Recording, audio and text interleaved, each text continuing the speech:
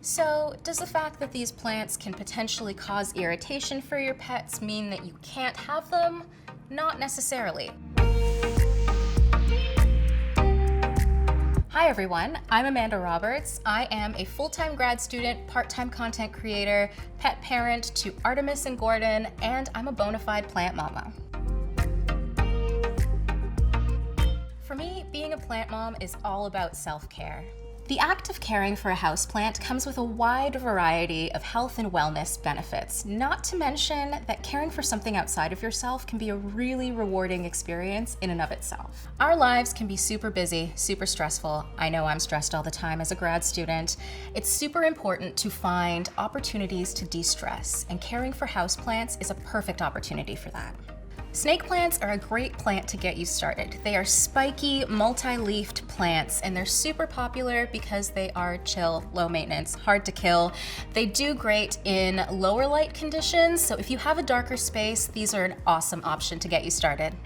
Another great plant to care for is the aloe plant. When you cut the leaves, the gel can be used for sunburns, minor scrapes, wound healing. You can scrape the gel out, put it in an airtight jar, put the jar in the fridge, and it can stay fresh for up to a week.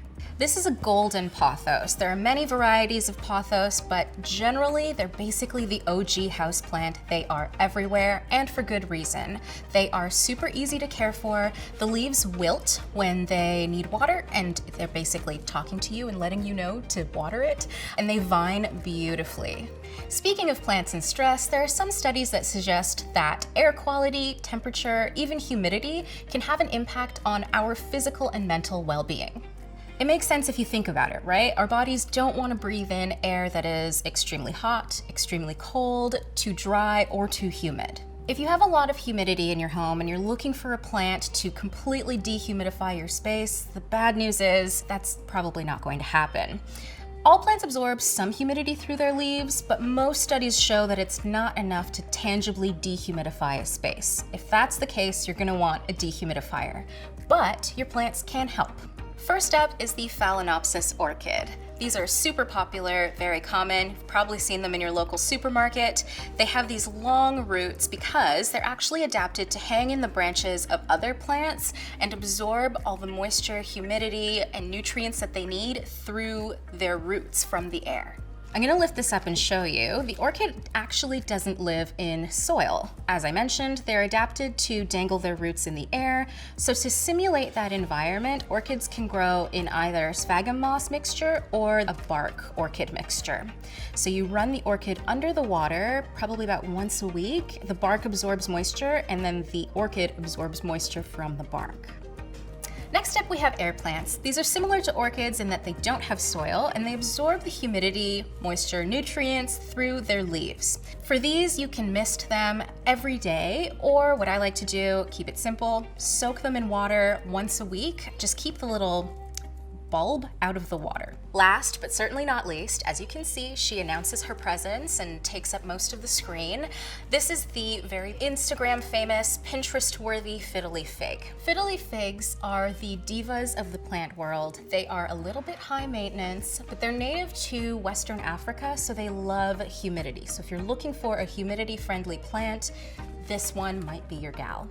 Now that we've gone over some of the plants that can lower our stress levels and overall enhance our health, it's important to remember that not all plants do the same for our pets. As plant parents and pet parents, of course, we don't want to expose our furry friends to plants that may harm them or cause them stress. So let's start out with some plants that are pet friendly. This here is a spider plant. Spider plants are super hardy. They like to be somewhat root bound.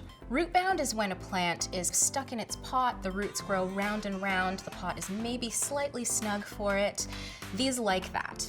If your spider plant puts out these kind of strange antennae, your inclination might be to get the shears and cut them off. If you don't want to propagate, you can actually just wait until they're long enough, turn these around and pop them back into the soil of the mama plant, and they'll grow and fill out your plant, and it'll be beautiful and lush and jungle vibes. Next up, we have African violets. I love African violets because they remind me of my granny. She had them when I was growing up, and when she passed, she left me 2 little babies that she propagated from some leaves. African violets make beautiful houseplants because they're super easy to get to flower. If yours isn't flowering, make sure it gets lots of bright indirect light. I'm gonna show you my African violet pot because I'm convinced it's the only way that I've kept these alive. It's actually a self-watering pot. So underneath is just bare terracotta and you put water in the base of the pot. Then the terracotta absorbs the water and the plant itself absorbs what it needs and leaves what it doesn't. This is a young African violet, so it hasn't flowered just yet. When they flower, you get these beautiful white, purple, pink flowers that are just so gorgeous, and I have a flowering one on my desk at home and it brings me so much joy throughout the day. Next up is the Hoya carnosa, also known as a wax plant. I have two varieties to show you today. They are from the same family. This is the Hoya carnosa, and then we have the Hoya carnosa compacta or rope Hoya. Very similar, the leaves are the same shape. The only difference is the leaves on the Hoya carnosa compacta or rope plant are curly. So I love the texture, how it's all crinkly. These plants actually vine. They are very slow growing, but so rewarding, and I love putting them in a hanging basket so you can really see the vines falling from the plant. Now that we have some great options for plants that are pet friendly, let's go over some that are not pet friendly. First up is the Monstera deliciosa. The name translates to monstrous delicious because in the wild they can grow super, super big. Even this one is pretty big. And in the wild they grow edible fruit. If your pet tends to munch on a leaf here and there, you'll probably want to steer clear of this one because the sap that actually comes out of the leaves can cause irritation to your pet. It can cause irritation to humans as well. So if you're handling this and you break a leaf, be sure to wash your hands afterwards. Another plant that is not pet friendly is the peace lily.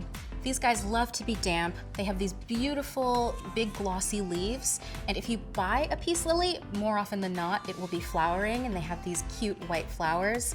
Unfortunately though, no good for cats and dogs.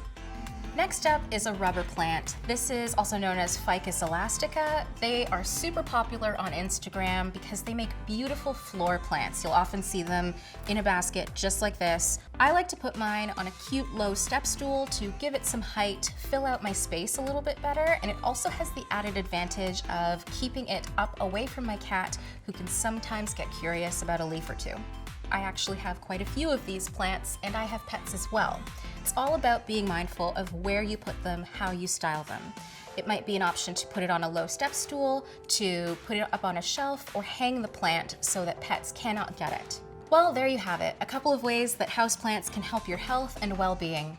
We've also covered some humidity-friendly plants and which plants are pet-friendly and which are not.